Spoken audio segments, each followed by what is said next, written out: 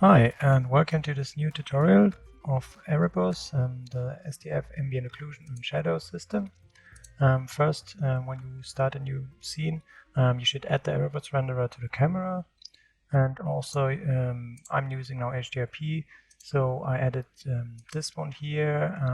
It's already set up, and you can add the tight and post modulation, or you create your own global settings. The important thing is that this gets added. Normally this happens automatically, but you can check this again, and also the player resources gets automatically added now. This is the important bit because this adds some custom shaders to the pipeline. Okay, so normally you see this welcome screen here, and then you press run auto setup, and then there will be some questions. For example, you want to extract HDRP zip shaders. If you don't have the HDRP folder here in the rendering pipeline, then you should press yes. And then you also want to re-import all shaders. In this case, no, but you can press yes. You don't have to, but sometimes it's better when you do this. Then it will also automatically update the shaders of in this HDRP folder. This HDRP folder automatically gets extracted here from this Unity package, so you could also extract it by yourself.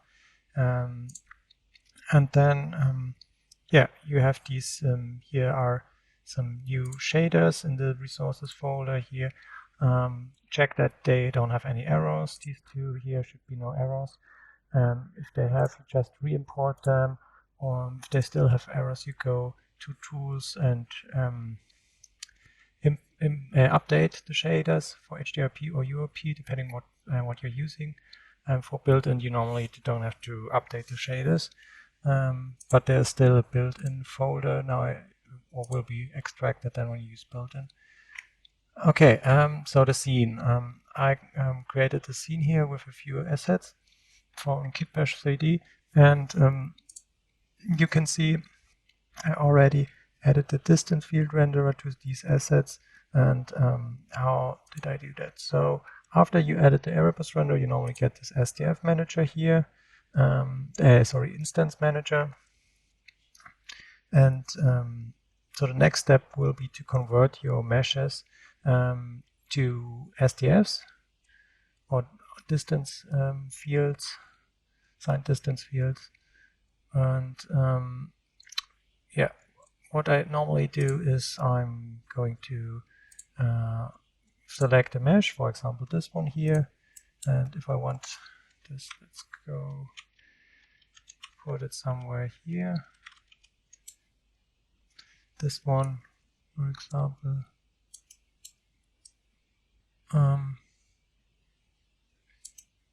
Then I this one here, let's move it down. Then I normally it's good when you create a prefab of that, so I'm just putting this in this prefab folder, and then I can go here, create, tighten, convert selection to SDF. This would be the quickest way, but maybe I want to customize it, so I go here to converters, mesh to SDF, and then there's this mesh to SDF menu.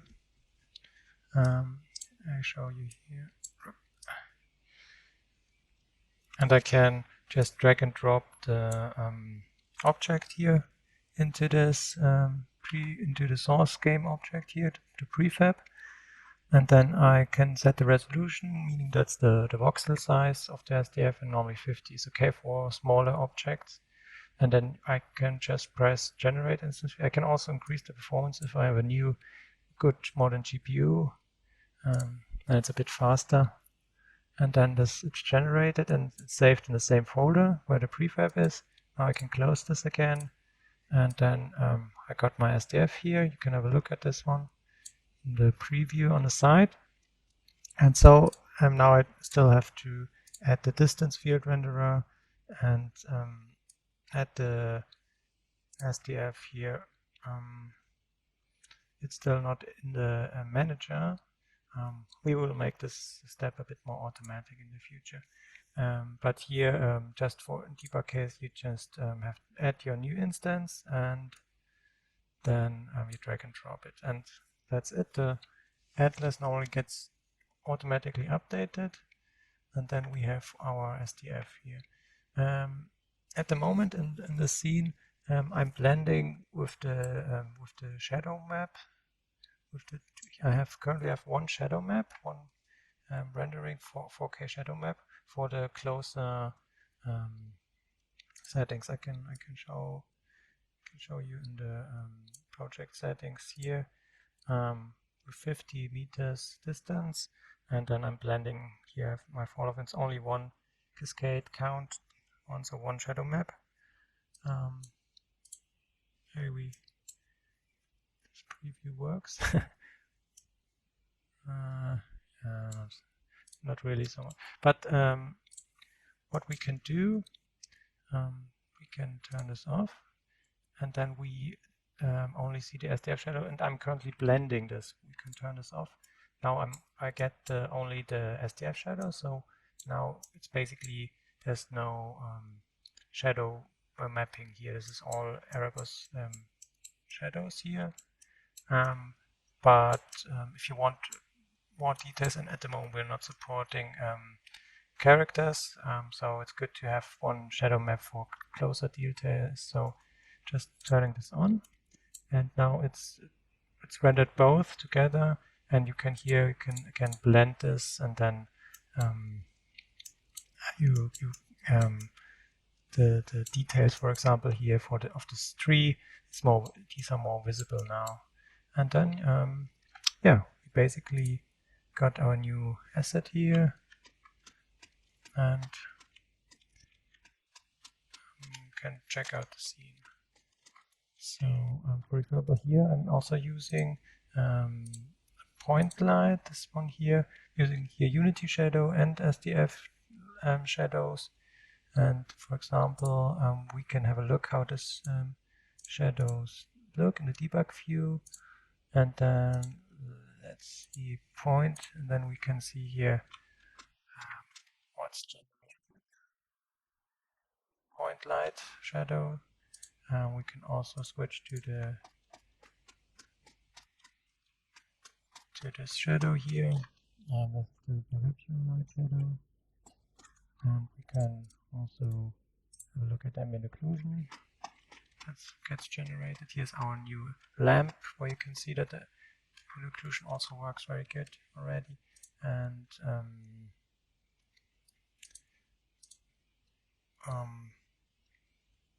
yeah, there are different kind of debug views, but I think the upscale version is the most interesting one.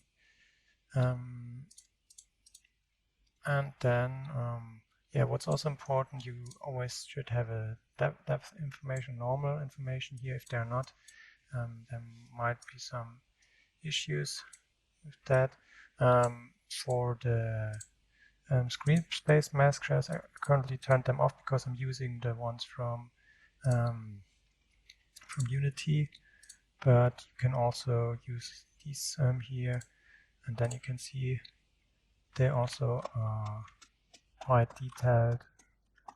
I think at the moment there's a bug, but we will we will fix the bug that it's getting rendered here in HDRP, but it's not visible in the final composition. So we will fix that bug too.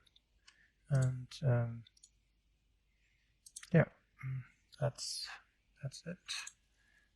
And for objects that are moving, like this rigid body here, let's go. Yeah, it's important that you set the awake to on here, that it's always getting updated. Awake instance, meaning that the shadows is getting updated all the time. So when I rotate the object, the shadow and the ambient occlusion is always updated for this object. Yeah, that's basically it, I think. one thing, if you want to, at the moment you can't set the dimmer of the shadow, but you can, for example, edit the reflection probe. That's also a good way to get the shadows a bit brighter. For example, you use this multiplier here. Or you can, of course, go to the lighting settings and adjust the lighting setup. At the moment, I'm also using the screen space GI, but there's not so much difference. You can see here it's a bit different in the color variation, but not so much. Yeah. I think that's it for now. Maybe some info about how I created all of these prefabs. So I didn't select each of them and edit them in the editor. What I did, I opened this prefab here with the different meshes, and the ones I wanted to use, I selected and I drag and drop them as new prefabs here. And then after that, I selected all the prefabs and said create Titan, and yeah, in this case it only works when you really have the prefab selected here. Convert selection to SDF. So all the selected objects will be converted. The settings of this conversion can be found here in the batch manager or batch SDF converter. You can set the resolution here, and then also when you right click and convert it, the quick wait will use this value here. So this is important. Also the performance, you can set it to 1, or if you have an older PC, you go to 0. And yeah, that's basically it. Yeah. About the lights, it's always important to add the Titan light objects, and you can also define the smoothness of the light here with the light angle, as you can see. And yeah, you can also use here these global settings. What I also did, but this is more Unity dependent, the HDRP render pipeline assets which I'm using, that you always have to check that which you're using. So in case I'm using this one here, I also have to select this one. I used both shading modes because I want to have soft shadows for the trees, for example. So when I'm here blending here the tree shadows, you have to, as you can see here, the trees, the shadow filter. This only works if you set turn shader mode to both. And as far as I know, I think when I'm turning to the third, oh no, it still works. That's good. Okay then. Maybe they had it in the older Unity version, but now it's also working with the third mode. Okay, and then what you also have to do is set the filter to high, because when this default is medium, and then it won't work. The soft shadows are not working. Yeah, this always takes. As you can see here, back to the soft filter. You want them.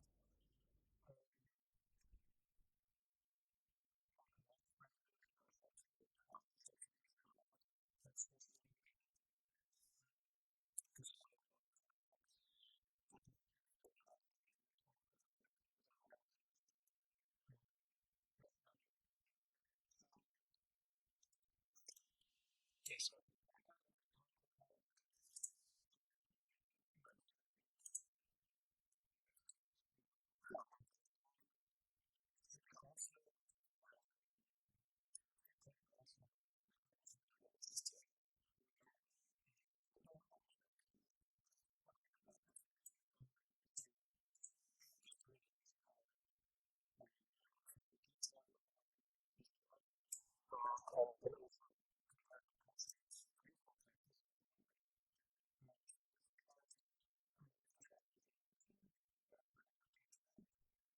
Converted this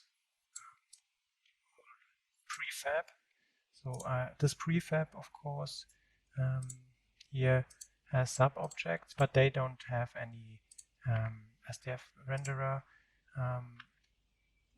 a distance field renderer. They only have this one here on this prefab, which I used to convert. But you have to be careful. At the moment, it's very memory heavy, so if you're using a very high resolution, maybe over 200, then yeah, you might get a memory crash also. You can try it out. But at the moment, 128 is working quite well. For the atlas, all the SDFs here, they get copied into this atlas here. And you can have a look at this one. You select it, open it with this arrow, and then you get to see the texture here. There are the SDF objects, as you can see. And so there's still a bit space for more. And if you see that there's not enough space anymore, you should increase the atlas resolution here to 512 or higher, but step by step, because it always takes longer if you have a higher resolution, so the generation, I mean. And also one thing, you should check if there might be some issues with the bias of this object, and then you can turn it a bit lower. Sometimes also two-sided might look better. Yeah.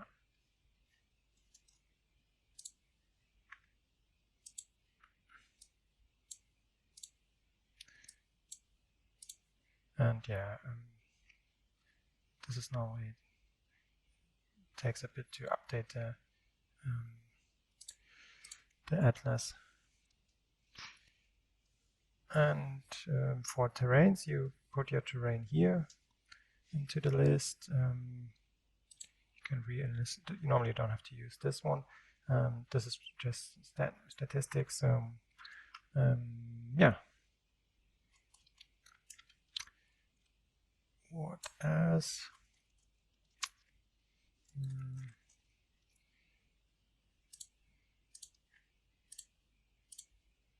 Yeah, sometimes the preview doesn't look very good, but you can always check here the name and find out how it really looks. Yeah, well, for these other objects here, also for this one, I created one SDF, but I wouldn't recommend, because it can get very low res. I mean, it's fine for also when it's in the distance, but if you want to get more detail, then I would recommend using selecting each object inside, or you can also combine a few objects together that are close and like chunks, and create a prefab of them, and then the SDF. Yeah. So that's the basic workflow. I think we covered most of it anyway. These, again, you can extract here the HDRP data. That's basically these folders. Here, this one, re-import shaders. We'll just re-import the shaders that Erebus are using. Update defines is changes the defines in the scripts, meaning there are some defines in the scripts here. For example, we can have a look here at these scripts here, HDRP. In this script, you can see here's a define, and when you switch to another render pipeline, this define will be normally automatically turned off, so that the script doesn't get used anymore. If you make a build of the scene, it will ask you if you want to remove the unnecessary folders. In this case, the built-in folder here, for example, this one got removed because I did an HDRP build and then you don't want to build the shaders, so this one got removed. And same for URP. Okay, about the mesh to SDF, when you have a prefab like this one, there are also here subsettings. For example, let's take this one here. You can see which objects are all in there, the settings of them, and yeah, if you want to create them or not together as one SDF. Okay, yeah, for the character, we're still in the current version, we still don't have an SDF in real time, but there will be soon an real-time SDF generation, and then you'll also get for the character this shadow and ambient occlusion, of course. And later, then, when we added our GI and reflections, we can also use these this generated data for these effects, for these lighting effects. Good. I think that's it. For more information, you can always here check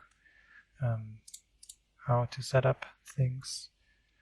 And yeah, one thing at the moment we're using DirectX 11. 12 is currently not working very well. We still have to fix that. Then the Titan editor mode, you can remove this one here, but you can also do this in the preferences here, here under Titan settings, these two, and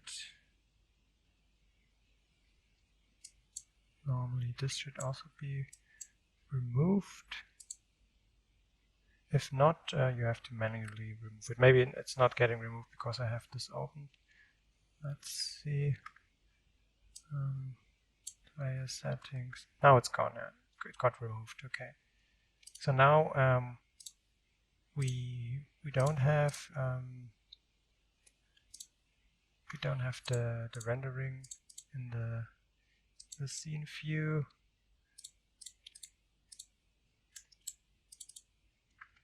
But I think we have to restart the editor in that case.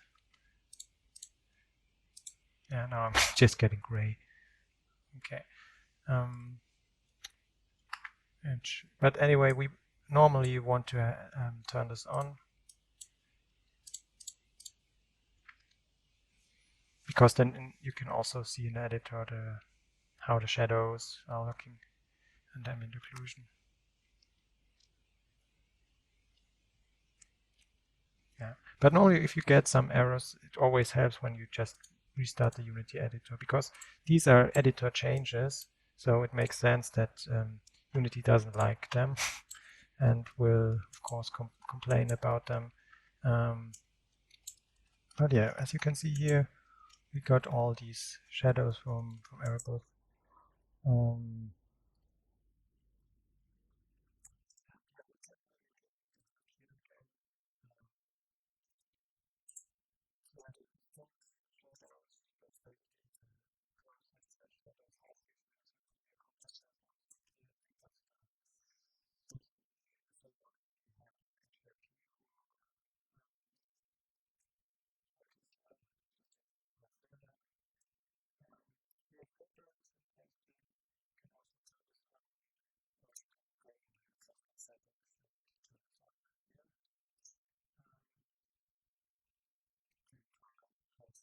Different settings.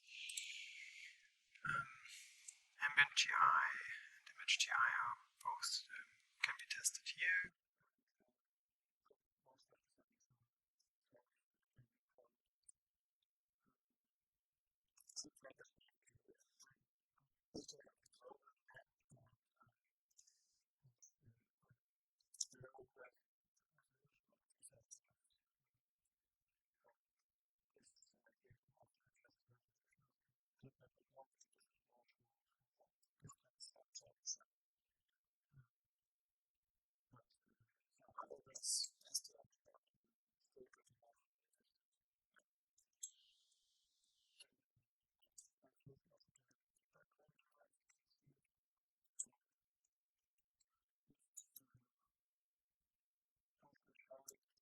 bitmap area.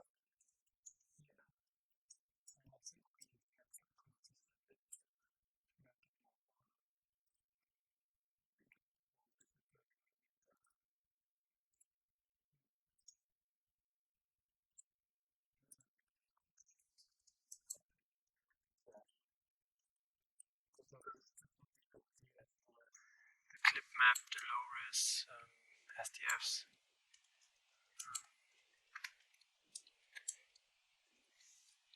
And the custom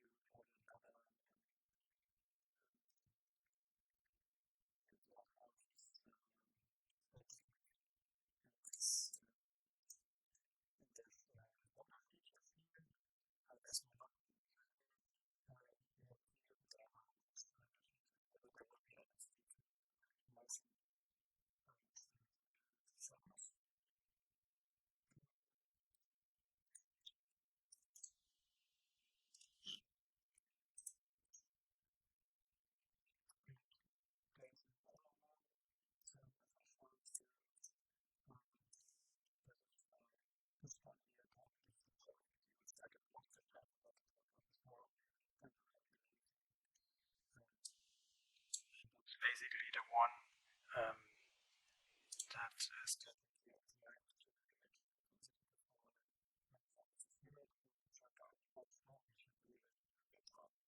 that's it.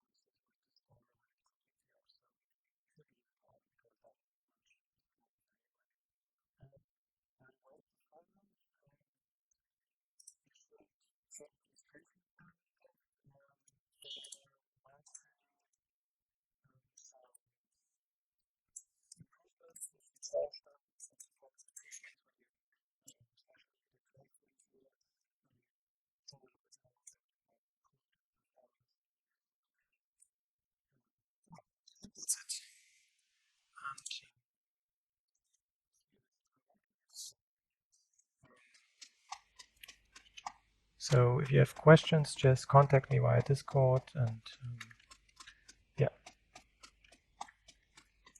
And if you want, I can also publish this demo version here, and you can also have a look how it runs. At the moment, the performance is not so great, but that's because all these models are very high res. So if I might later use the same scene with nanotech and see if with nanotech should be much better the performance. Okay, that's it finally, I think. Have a nice day. Bye.